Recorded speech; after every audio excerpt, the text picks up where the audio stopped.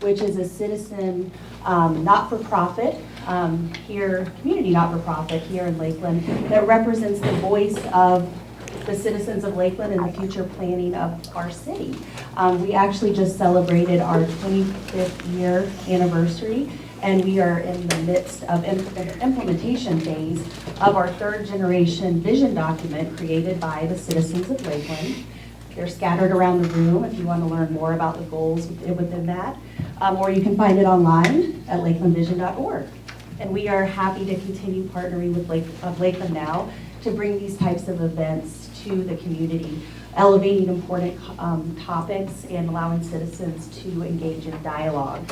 And they all relate to goals within our vision, which is really helpful. So thank you so much for taking time out of your day to have lunch with us. Thank you for engaging in this conversation. And I am going to pass it over to Barry now at Lakeland Now. Thank you. So when Trinity asked me to say a few words about Lakeland Now and where we came from and what we do and how and why, I told her I could do it in either 2 minutes or 2 hours. Fortunately for you, I'm going to do the former, not the latter. Lakeland Now kind of came from a more or less a dream I had about 10 years ago. And what I was thinking of was how we can get people re-engaged with the community in an age when people were no longer really relying on the newspaper to find out what was going on. They were trying to rely on things like Facebook, and that's not a very good way to get accurate information. And so when I kind of came up with it, I knew we had to do several things. We had to have a news source that was very engaged with social media, that was changed as technology changed, that was very easy to access on mobile, and more than anything else was impartial. Impartiality is really important. We don't do editorials at Lakeland Now. There's so many opinions you can get online, but it's harder to get reported facts that are impartial. So that's really what we specialize in. Our purpose is to get people engaged with Lakeland, with their community, through factual, trustworthy news and information. We set it up as a nonprofit. One of the main reasons is because by being a nonprofit, we are answerable to our readers. They're at the center of what we do. It's not advertisers. That said, we do have some major funding sources. One is donors. Our readers who can afford and who appreciate what we do make donations to us, and we appreciate every time that that happens. We have sponsors, and these are local organizations who appreciate what we do and basically become sponsors, and they get some promotional spot on the website and on our social media, and grants. And we pretty much try to balance the three of those so that no one area is dominant. We are thankful to all the people who support us, and we're also thankful to the people who are making this event possible. Lakeland Electric, whose financial support is making these free community events possible. The Florida Conference of the United Methodist Church for the use of this space today. Alice Kaler, CEO of Lakeland Volunteers in Medicine and a Lakeland Vision board member, for helping to coordinate the event. Thank you to Essential Catering for the lunches today. And thank you to Lakeland Now's board members, and I see 3 here today. We have Aaron Hollenkamp, Will Link, and Chuck McDaniel. Thank you for attending. And now to Trinity, who will introduce the program. Hi, welcome everybody. So first of all, how glad are you all that we are indoors and not outside on this very muggy day today. So this is actually part of what is really a year-long series of events for Lakeland Now. So this is our second out of really 3 events. Our first was our healthcare forum that we held in May that was moderated by Alice Kaler. And so all year long, we're really looking at the changing landscape of healthcare in Lakeland. And this whole format that we're going to do today is a bit of a new format for us. We call it a Candid Conversation format. We've done a lot of forums in the past, but we knew from our forums that there were always places where we wanted to engage on a slightly deeper level and kind of dive into a topic. So May being Mental Health Awareness Month, we always knew that that's a huge part of the conversation about healthcare. And so we wanted to go deeper into mental health awareness. And then we decided to focus it even more, in part because of an article that our reporter, Kimberly Moore, who's right up front here, wrote about the initiative, the STAR initiative that's been happening. And so this is an interagency initiative. It involves about 16 different agencies here in Lakeland. And I think it represents a bit of a sea change shift in the way that we think and talk about the intersection of mental health and particularly the criminal justice system. So we decided that was what we wanted to do for this event. And I will tell you, if I am qualified at all to be up here and having this conversation, it is because I am insatiably curious and endlessly fascinated by the people that I meet. And I heard Risdon, Professor Slate over here, Riz for short, I heard him speak about 6 years ago now. Probably, years ago. yeah. And it stuck with me. And it really stuck with me because what Risdon brings to this conversation is experience on, through 3 different lenses. He has academic experience, academic research in this field. He has professional experience within the criminal justice system. And then he has his own personal experience through mental health journey. And so it is a way to look at and talk about what is a very complex and complicated and thorny issue with somebody who can kind of bridge the gap across all of these different perspectives and all these different needs. And I thought, that is, to me, fascinating and exciting. And so first, I really want to thank Professor Risdon Slate for joining us today and being my guinea pig on this new format that we are trying out. And I do want to thank all of you for joining us today. Can we just get a warm round of applause for Risdon? Oh, I'm not clapping for you. It takes a lot to kind of sit up here and just talk to a room of strangers here. But I also want to really thank you guys for, showing up and turning out. For as long as you guys keep turning up to these events, we will keep doing that because, as Barry said, the point of Lakeland Now is really to help connect you with your community, to make your community more accessible to you. And so we hope that's part of what you're going to get out of today. The other thing that I just want to say before we really dive into it and I start sharing the microphone a little bit more, Right. is one of the things that Risdon has talked about a lot is this idea that the Chinese character for crisis, right? The Chinese character for crisis is a combination of the 2 characters, one for danger and one for opportunity. And I will say, if the conversation goes the way I think it's going to, because we've had some, sort of very frank discussions, there are going to be some topics that come up that are a bit heavy. There will be details that may be difficult to hear. So if anybody needs to step out and take a break and take a moment, you are welcome to do that, But in that, there is also this opportunity, and I think there is an opportunity for much greater understanding. And it's that humanity that I think Risdon brings to this conversation that made us really want to have this event today. Thank you. Thank you for joining us. So I'm not going to go into exactly your details, your degrees, your biography, all of that. That is in your programs. Please feel free to read. Suffice to say that you are very experienced in this topic and you have done a lot of research on it. Right. Let's start kind of at the beginning, because I think one of the things that's really interesting about you is you didn't come from the psychology angle of this. You actually come out of the criminal justice system and started as a probation officer. Yeah, actually, and by the way, thank you all for coming. And I guess one way to get people here is to have a free lunch.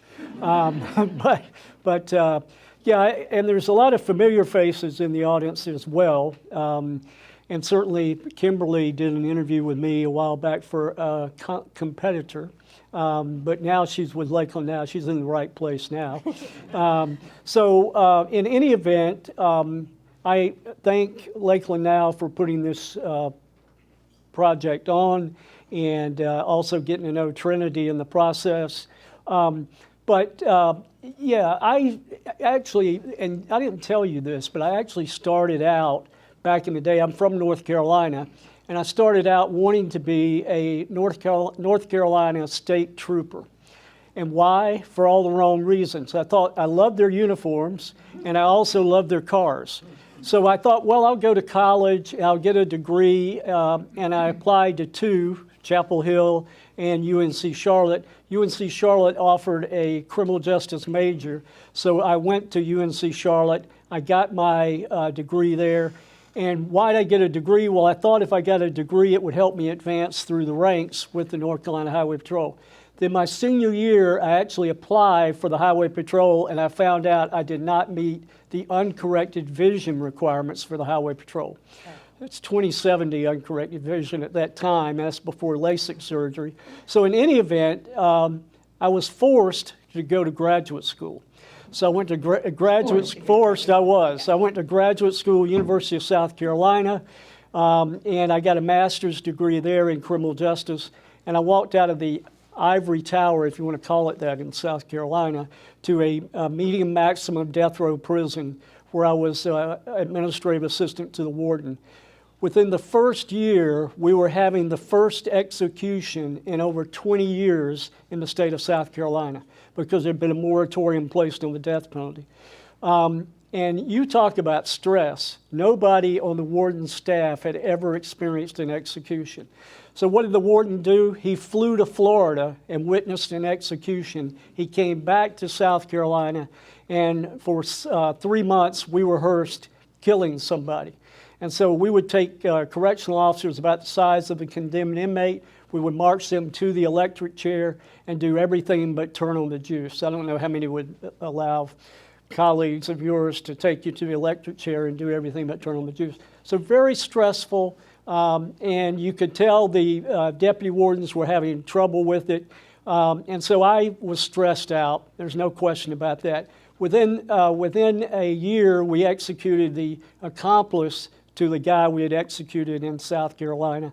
And again, both occasions, the media was all over us. The second guy supposedly had a traumatic brain injury, and so the media was all over us about that. And in any event, we executed both of them. Then from there, I took a job as a federal probation officer. I interned with federal probation while I was in college in South Carolina. They hired me at federal probation. They knew I knew the ropes of federal probation because I'd interned there, and they went ahead and gave me a caseload and pre-sentence investigations to do.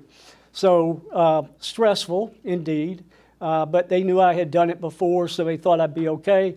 And they did all this before I was sent for federal probation officer training. So I'm giving this caseload, and the night before I'm to fly to Miami for federal probation officer training, I go out to a service station where one of my probationers was working, and he had been arrested earlier in the week. He did not bother to tell me. And of course, the first thing you're supposed to do if you get arrested, you need to tell your probation officer. Well, he didn't do it. And I go out there, I give him all the time in the world to tell me. He doesn't. So finally, I said to him, we'll say his name was Sidney because it was. I said, Sidney, you got arrested earlier in the week and you didn't tell me that. Why didn't you tell me? He said, that guy owed me money. He said, so I spit in his face. I said, look, I'm not here to debate whether the arrest was legitimate or not, but you were supposed to tell me. So from there, he said, you get off of my property. He said, you have no right to be here. So I reached in my jacket. I showed him my badge. He knew I said, you know I have a right to be here. I'm your probation officer. He said, I'm going in the service station. I'm going to call the police. I said, call them. I have every right to be here. Now, this is before cell phones, by the way. So in any event, he goes in the station, and at that point, the hair on the back of my neck is standing up. I'm like, is he going in to call the police, or is he going in to get a gun? So I went across the street. I called a federal probation officer that I knew, Ron Hudson, and he came down to the station. And within about 10 minutes, we're all back over there. And a police officer asked me, he said, did you at any time pull your gun? I'm like, no, I didn't, because I didn't. And he said, you're free to leave. But I can tell you, I don't know what happened to Sidney after all this, but I know what happened to me. I went to Miami. My wife at the time went with me. She had gone down there to, hang out and buy stuff, hang out by the pool or whatever while I was going to training. She went with me, and I ended up in a bar down there while she's up in bed, and I think I'm on the set of Miami Vice. Do you remember Miami Vice? Don Johnson. Anyway, I think I'm on the set of Miami Vice. And so, what's happening to me? Well, the police are called because I doubled back. I was asked by the manager to leave the bar. I doubled back, and so the police are called, and they said, "You were told to leave this bar. What are you doing here?" And So, Risdon, I want to clarify a few things. Sure. And you're a very engaging storyteller. But first of all, you've had no training. Just want to emphasize this. You've been put in a situation where you had no training. except for my internship, but I had Except for no the internship. no training. How long is all of this after the execution? It's going to be in April. The last execution was in January. Oh, so we are months from this incredibly stressful Yes. event. And when and you mentioned that the other officers who were assisting with those trial practice runs of Right. executions, they were all feeling the mental health burden. They were. Was there ever a point when the warden addressed the mental health of the staff or the mental well-being of the staff? No, we're too much macho to talk about, well-being. Jack can tell you that. But So it just wasn't part of the culture to acknowledge that kind of stress that no, everyone was on. not at all. Okay. So in any event, what happens is when I double back, the police say, "You were told to leave by the manager. What are you doing back here?" And so they pick me up, and they take me at that point to Jackson Memorial Hospital, and I'm placed in 4-point restraints. I don't know if any of you have ever been in 4-point restraints, but it's not a whole lot of fun. Yeah. So, So, and when you say you thought you were on the set of Miami Vice, I mean, that sounds funny, that's a bit of a laugh line, but that was a full delusion that you were having. that was a delusion. A delusion is a fixed, false belief without probability. And I was definitely having a delusion.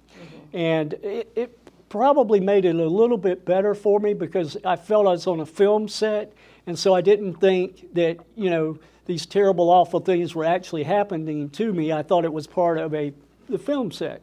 And so in any event, at that point, I'm placed in 4-point restraints. I see a doctor who says to me, "If you will agree to go back to South Carolina and be hospitalized, we'll let you go." And so my wife gets with me. We go back to South Carolina, and I'm hospitalized in South Carolina.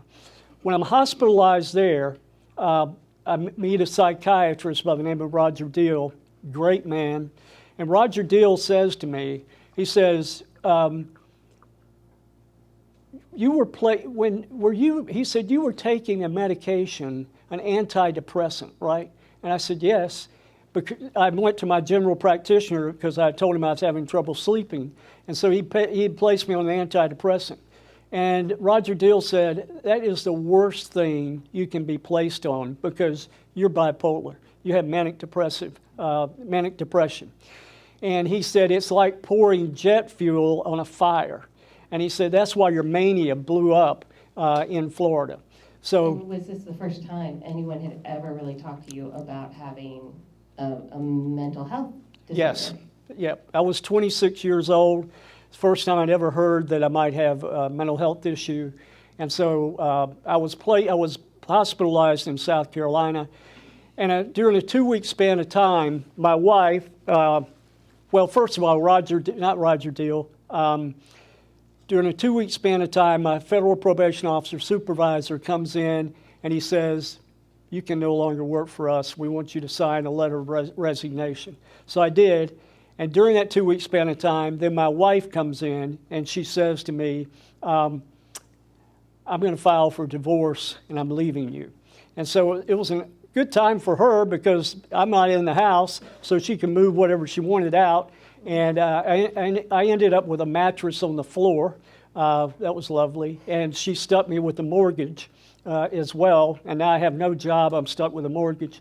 But I did have a mama, so I went back to North Carolina, where I was originally from, and I lived with my mom, and I had a mentor from UNC Charlotte, Ron Vogel, and he encouraged me to start applying to community colleges to teach, because I had a master's degree, which was important. Yeah, so what I'm hearing here, the picture that you're painting is there is somebody who's well-educated, master's degree, everything, you're ascending through the ranks at this point, and then you have this, you're put into this incredibly stressful event, two back to back, Right. without proper support. No. And that leads to, and the misdiagnosis and the wrong medication really leads to this crisis moment, and then everything else deteriorates around that. The home life, the family, everything else. Is that fair? That's fair. Okay. Yeah. So then there's got to be a process of rebuilding after that happens. There is. So I taught for probably 9 months at community colleges in North Carolina, and nowhere on the application did it say, "Are you mentally ill?" And so I taught for about 9 months. But my mentor, Ron Vogel, who had been my mentor at UNC Charlotte, he encouraged me to apply to PhD programs. So I started applying to PhD programs. I applied to 3, accepted at all 3, but Claremont Graduate School in California gave me a full ride. So I go to Claremont in California, and I'm also behind the scenes seeing psychiatrists for medication. And I'm on lithium. So I'm seeing psychiatrists for medication during this period of time. So I saw psychiatrists initially in Florida, South Carolina, North Carolina, and then California, ultimately in Maine, and then I come to Florida in '93, I see a psychiatrist here. So the medication worked for me, lithium worked. And so from there, I go to graduate school in California. None of my roommates knew that I was mentally ill because I was ashamed. I was embarrassed to tell anybody I had a mental illness. The stigma that comes with mental illness was out there. So I don't tell anybody. Then I go to Maine. Can I ask, what year is this? I go to Maine in '93, I believe. Okay. Oh, here is '93. I go to Maine. Oh, okay. My bad. Riz's wife, our Yeah. fact checker. Yeah. Yeah. So '92, I'm in Maine. I wasn't with you then. Okay. All right. She's not the wife that left me, by the way. Okay. So yeah, '92, I'm in Maine, and then I get hired at Florida Southern, and I meet a lovely psychiatrist here in Florida who says to me, I don't think you're mentally ill. I think you had a brief reactive psychosis to a stressful event. I said, are you sure? He said, yeah, if I weren't pretty sure, I wouldn't take you off the medication. So he takes me off lithium. Me and my new wife, not her, we go to a football game in South Carolina, and I get all disturbed because the South Carolina Gamecocks aren't playing the way I want them to. And if you know anything about Gamecock football, they usually don't, except maybe when Steve Spurrier was there. But anyway, I get perturbed because I'm trying to, psych them up to play well. And I'm delusional once again in South Carolina. And there I ended up ultimately with a public disturbance, and the police picked me up. And this time, they take me to jail. And so I end up in jail. I'm attacked by another inmate in a holding cell. Then the correctional officers get me they get me before a magistrate. The magistrate says, take him back in. So I go back in, and this time what happens is the detention officers drag me into a strip cell. And a strip cell, if you've never had the pleasure, the one in South Carolina, had a hole in the floor for bodily functions, nothing else. No bed, no chair, nothing. So what do? When I get in there, I start fishing through the sewage, and I pull out a broken wristband of another inmate, and I thought, oh my God, they killed this guy in here. They're going to kill me. And so at that point, here I am. What's going to happen? Well, Ron Hudson, the guy I called 8 years before, he got wind of the fact I was in there. He came down to the jail. He had me released to his custody, his federal probation, released to his custody, and he takes me to the hospital in South Carolina. My wife at the time called the lovely psychiatrist here and told him I was in jail. He said, well, just tell him to come see me when he gets back home. Like, yeah, right. And then he actually calls me on a couple of occasions. His office calls me on a couple of occasions. They want me to pay him money. I'm like, pay him money for what?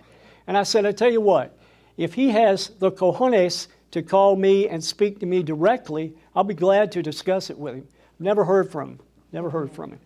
So this is now your second kind of psychotic episode that has landed you in the criminal justice system. Yes. And you weren't necessarily even able to navigate it yourself, despite understanding and knowing how the criminal justice system works. I mean, far better than those of us who are lay people that do. It was really only through personal connections that you were able to go from, that room with just the hole for the bodily fluids and into something that would actually look more like treatment. Do you think things are better now? Do you still see that process happening within our criminal justice system, I guess is the question. I think things are getting better, but think about this. I had a PhD in criminal justice. I had work experience in the criminal justice system, and I get thrown in jail ultimately. And so if that can happen to me, it can happen to anybody. And frankly, that's why I ended up writing the book, Criminalization of Mental Illness, Crisis and Opportunity for the Justice System. I've done a lot of research on it, and I've trained police officers on trying to de-escalate situations with people who are mentally ill. And Jack here has trained a lot of police officers too, Jack Gillen. And so I've done a lot of that training with Polk County Sheriff's Office, but I've done it around the nation. But Grady Judd, I know he's Mr. Law and Order, but Grady also has a soft place in his heart for people with mental illness, and he frankly doesn't want them in his jail. So he has put together some programs that are aimed at diverting people with mental illness from the criminal justice system. And there's some around the state, around the country. In Florida, Ginger Lerner Wren started the first mental health court in America in Broward County, Fort Lauderdale. It's still in operation. And so there are various pieces around the country where people can be diverted from the criminal justice system, and there can be, sorry, that's okay. They can be diverted from the criminal justice system, and they can be linked to treatment. Mm-hmm. And in your research, do we have any stats on kind of the success rates for those programs, or do we know how many states that those are now available in? Well, one of the things is funding for mental health care. And Sheriff Judd, what he did in Polk County is he actually got funding linked to the half-cent sales tax that was voted in I guess Polk, maybe Highlands and Hardy, I don't know. But it was voted in, and as a result of that half-cent sales tax, they can use that to divert people with mental illness from the system and get them linked to treatment in the community. One of the problems in Florida, last time I looked, don't quote me on this yet, but last time I looked, Florida was last in mental health funding in the state. Last. Because why? Well, politicians have to worry about their pocketbooks, I guess. I know I shouldn't say that. Any politicians in here? Well, there's one running for public defender, but public defender is the right one to run for. Yes. Yeah. Also, as a news organization, I should say Risdon's opinions are fully his own and do not reflect Okay, that's fine. the sponsoring organization. That's fine. That's fine. Yeah. But you were allowed to say them. Yeah. Well, I'm retired now from Florida Southern, so yeah. But okay, so all right, you've left us off. You got treatment you were diverted from the jail into a hospitalization program. This story ultimately does have a happy ending, I think. It does. You're sitting here with us today with your beautiful wife. So tell us a little bit about the rebuilding process and what this took. Well, Florida Southern fortunately worked with me once I was back from South Carolina. Yeah, one of the Carolinas, South Carolina. They worked with me, and one of the things was probably good about it is that it happened in South Carolina. It didn't hit the newspapers in Lakeland, all right? So in any event, I come back, and as a result, then Thomas Rushling was president at Florida Southern. I think his wife used to be a nurse, and so he understood kind of what was going on, and they basically allowed me to come back, and they had other professors pick up my classes, because this happened in 93, right? No. 94? It happened in 94. Happened in the fall of 94. And so they allowed other professors to pick up classes that I was listed to teach, and they put me kind of in a probation officer role to deal with students who were having trouble at Florida Southern, and I would monitor their behavior and their studies. So I did that, and I did that in the fall of 94, and then it was back on my medication, back on lithium at that point, and yeah. Yeah. But when did you start? You said at the very beginning when you were first diagnosed at 26 years old that you had a lot of shame around this diagnosis. There was a lot of stigma, a lot of fear. I imagine you probably didn't know anybody else who had received that kind of diagnosis.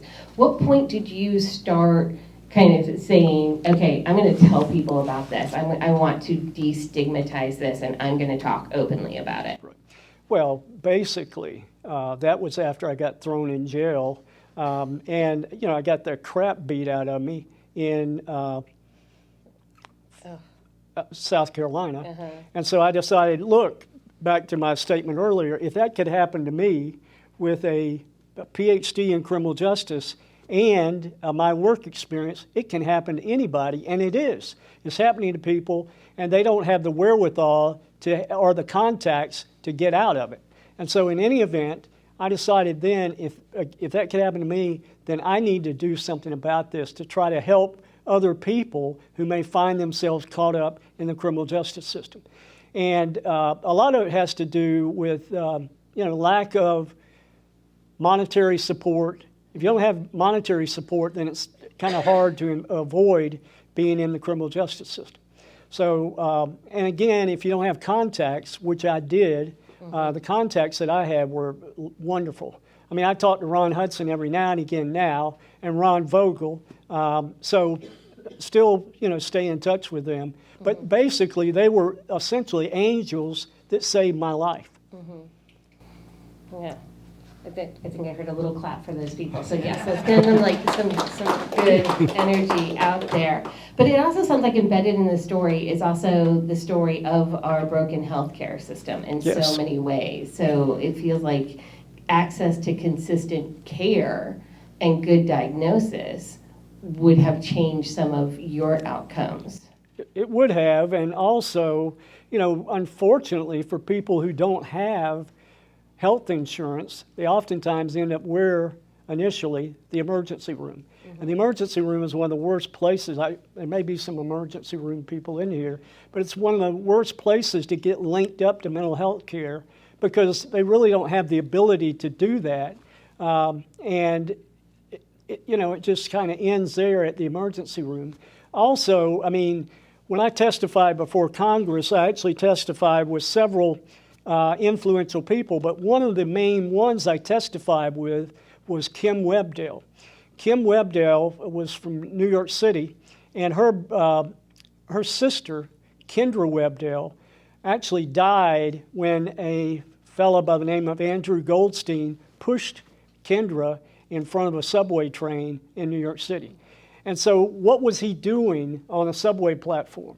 Well, he was there because his insurance had run out at the institution he was staying in New York City, and so they pushed him out the door. So they pushed him out the door. He's got schizophrenia, and he ends up there pushing Kendra in front of the subway train, and they gave him like a $1.50 Metro card, and they let him out like at 3 or 4 o'clock in the morning. Now, why would they let somebody out at 3 or 4 o'clock in the morning? Well, they let him out so nobody would see him. That's why. And so Kim said about that incident, she said, when I heard that my sister had died and this man had pushed her in front of the subway, she said, I knew that he had to be a very sick man. But she said, the more I delved into this, the more I realized we have a very sick system. And so we do, and we did. It's gotten better, but still not 100% better, and particularly when Florida is not accepting Medicaid. All right, do you want to elaborate on that, what the role of Medicaid expansion would do? Yeah, the last time I looked, I think there's 10 states that are not accepting Medicaid. One of them was Idaho. And you talk about one of the most conservative places in the world. I hope nobody's from Idaho. One of the most conservative places in the world is Idaho. But the Idaho Sheriff's Association actually put an initiative on the ballot to have funding in the state for Medicaid. And why do they do that? Because they're similar to Grady Judd. They do not want people with mental illness in their jail because it's a major liability. And so Sheriff Judd, again, is trying to keep people with mental illness out of his jail as best he can and link them to treatment. So did the Idaho Sheriff's Association. So they got Medicaid voted in Idaho. That's so interesting. It's so interesting to me that like the healthcare reform is, the burden of that is falling on police forces to do. So I guess my next question for you, because I know we have some people from the Polk County Sheriff's Office here. Obviously, those are stressful positions. You were in a stressful position and there was a lack of training going into this. Do you have any sort of recommendations and advice for the officers that we have in uniform and the leadership of there to help protect their mental health? Jack would probably be the better person to answer that question. For police? Yeah, for police. Actually, come on up, Jack. It's a conversation. We said it was going to be candid. Okay. All right, Jack. Yeah, my name's Jack Gillen. I'm a retired police officer and a retired Secret Service agent. I go out about 10 times a year and speak at police trauma seminars. They are now held in about 14 or 15 states, and they're actually for the cops who have been through the worst of the worst incidents. I was telling Claudia that an easy story at one of these trauma seminars is when a police officer has to take a life, and it's a good shooting, and he's backed by his department. I go as a peer and I go as a speaker, and they have come a long, long way. Back when I was a young police officer in 1972, an officer in my department got killed in a bank robbery, and they had nothing for us. We had no chaplains. We had no honor guard. All we had was basically each other and alcohol, and it's changed. It's changed a whole lot. When Officer Crispin got killed here in Lakeland, there were chaplains, there were mental health professionals, and there are many mental health professionals who come to these seminars and give their time, a lot of times in a lot of states, freely. And now a lot of retired police officers are going back to school and getting an MSW and becoming licensed clinical social workers. And they relate very, very well to police.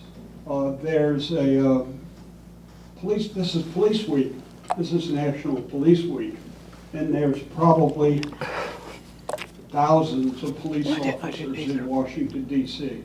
And there's hundreds of peers. And there's probably at least 100 or 200 mental health professionals. They now have someone to talk to. When there's an incident, they have a thing called a critical incident response team. And you sit down the day or 2 or 3 after an incident, and you talk about it. You talk about it. And it's been proven that it helps.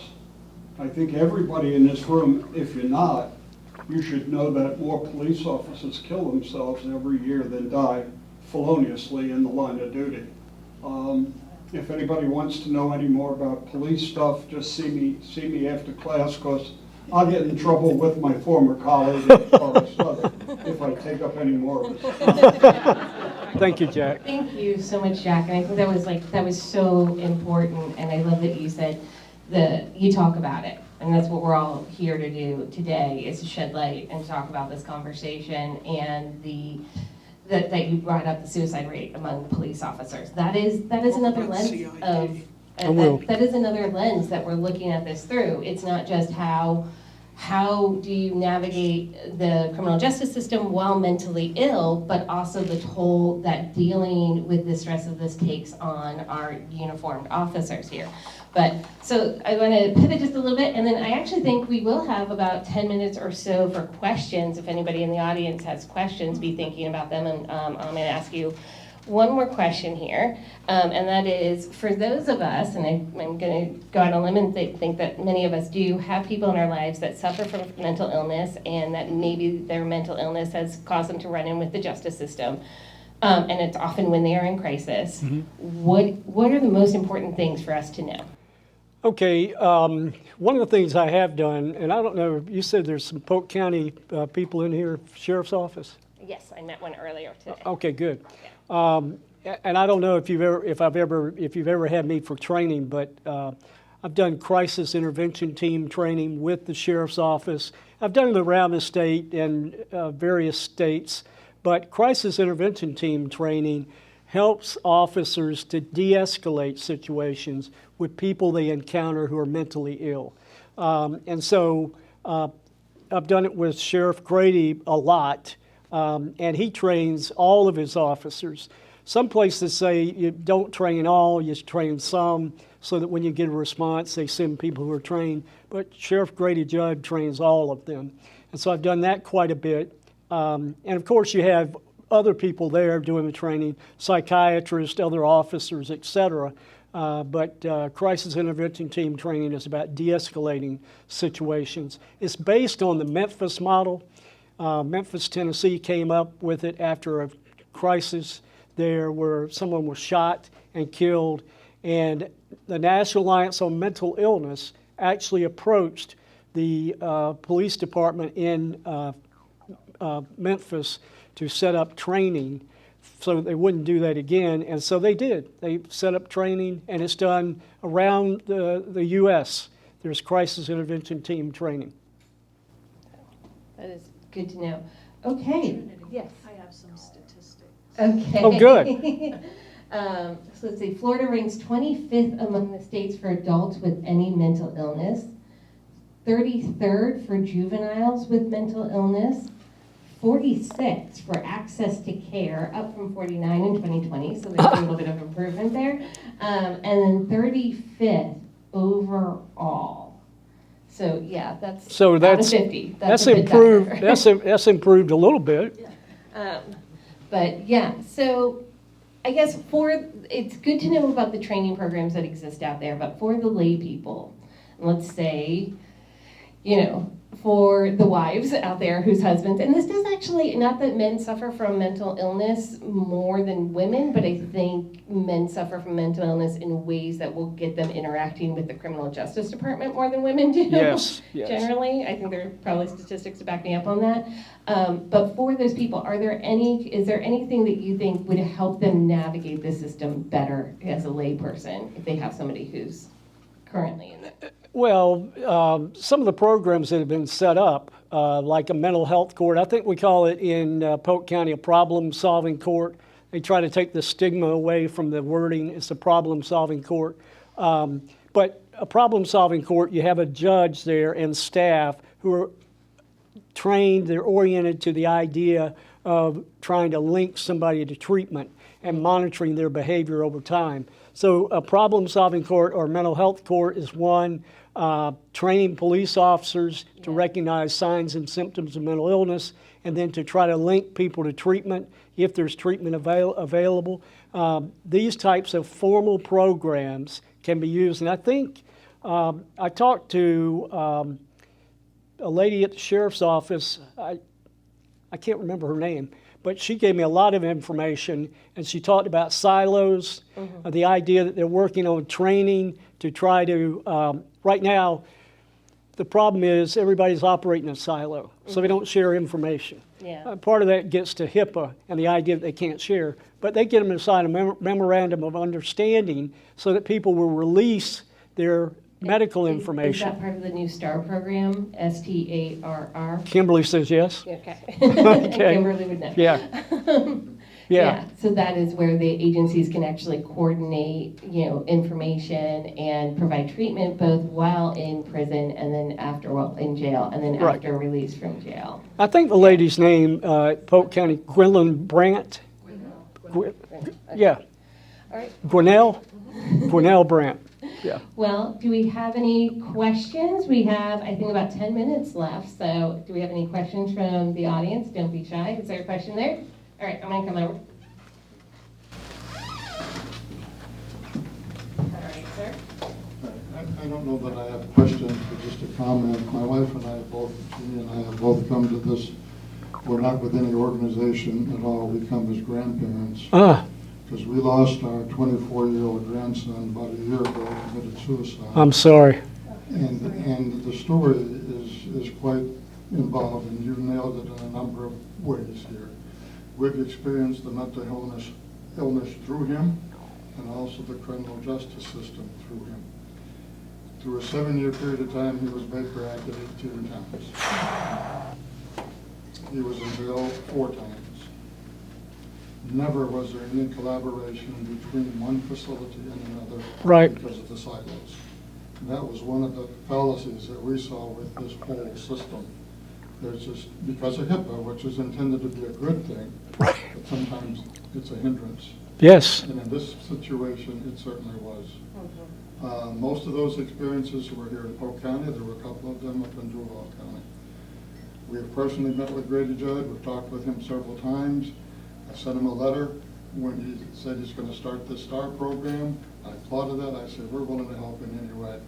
Now, as grandparents, that's why we're here. We're looking for ways, how can we help as advocates for this system Thank to you. make it better?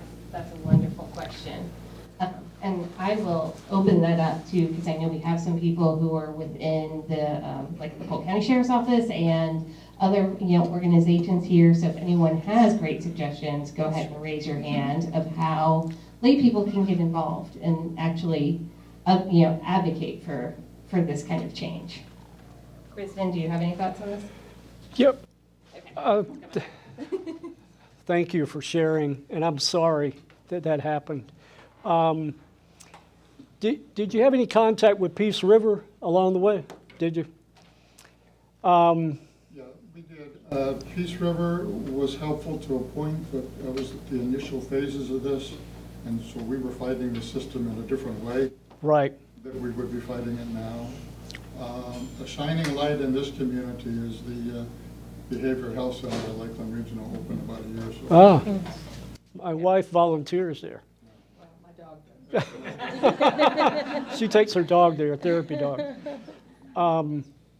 Have you had any contact with NAMI, the National Alliance on Mental Illness? Only looking for information online. Okay. Yeah. National Alliance on Mental Illness is probably better at the national level in terms of information. I used to be a member of NAMI. I was on the national board at one time, but I haven't done anything with NAMI lately. And I was on the board in Polk County and at the state level, but I made it at the national level. But NAMI does have a lot of information. Yeah, again, I'm just sorry that happened. Yeah. We're not the only ones. I know. It's a small segment, but it's a huge problem, especially Yeah. with the younger people. Yeah. Yeah. Well, it could have happened to me. Yeah. Very much so. So thank you for sharing your story. Thank you, Risdon, for sharing your story today. Certainly. Because I'm sorry we don't have any concrete answers for you on how you can help and plug in, but I do want to believe that having these conversations is a step in the right direction and shining the light on this and understanding the complexity of this issue. Also, obviously, I'm no longer ashamed of being mentally ill. And I've come to the conclusion that one should not be ashamed of having an illness. I mean, nobody should be ashamed if they have a heart attack, and mental health is on par with physical health. And that's what parity was all about back in the day, but of course it was called Obamacare, and people who didn't like Obama then didn't like parity. But parity suggests... What is parity? Parity means that mental health should be covered on par as physical health. Okay. Yeah. Okay, thank you. Okay, we've got at least 2 more questions. All right, I'll come to you first. I was just wondering, I'm a mental health provider, I'm a licensed clinical social worker, and I'm wondering if there's any policies at the Tallahassee level that we can support or get behind, even the National Association of Social Workers, we need to be lobbying for around these issues. I don't know if there's a specific something that's coming up that maybe is going to be in the legislature that we can get behind or community members can get behind, because what this family shared, I see it all the time. Right. And it's very sad, that these things are happening. And as a mental health provider, I sometimes feel like my hands are tied because I can only help at an individual level, and I'd like to know more. I can do it a macro level. Right. So I don't know if there's any answers to that. I just wanted to pose that question. Thank you. Kimberly, do you have any idea at the state level? Other than lobbying for Medicaid. Right. I think a lot of it comes down to funding. Yeah. Yep. And increased funding across the board. It's truly, but that's something we will take a look at and see what we can come up with. You had a I question? don't need that, I'm pretty loud. All right. As Riz does. Riz, based on being a colleague of yours for 20 years, I know that you have educated people going into the mental health rehabilitation career on both sides. You have, on one end, the training of a lot of police officers, but you also have students that become clinical social workers, what have you. And you mentioned a silo in terms of policies.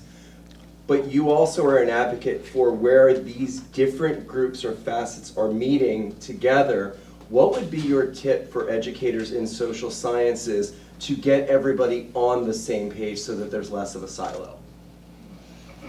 Well, I think what you have to do is similar to what Sheriff Judd is doing with Polk County Sheriff's Office. And what they're looking to set up, the STAR program, Kimberly, right? They're looking to have a team with the court, the problem-solving court, with probation officer, part of that team, also state attorney's office, part of that team, public defender, part of that team, okay? And they're looking to put teams together, and they will communicate with each other, and they can sign a memorandum of understanding that basically says that HIPAA is not violated because the person agrees that the information can be shared from one silo to the other. And there's also treatment people involved too in STAR, right, Kimberly? Oh, yeah. Yeah. All Peace River can talk to Tri-County. Right. Can talk to the paramedics, can talk to law enforcement officers. Right. Can talk to the jail, can talk to the public defender's office. Yeah. Yeah. Oh, well, I think there's a lot more that we could talk about, but we are pretty much at time today. So I just want to say thank you all again for giving up your time to spend with us. Thank you for sharing your stories, as heartbreaking as they are. But thank you all just for engaging in this very important dialogue, because there's a lot of work to be done, and we can't do it unless we start talking about it. And can I get a big round of applause for Riz for sharing his story. Thank you.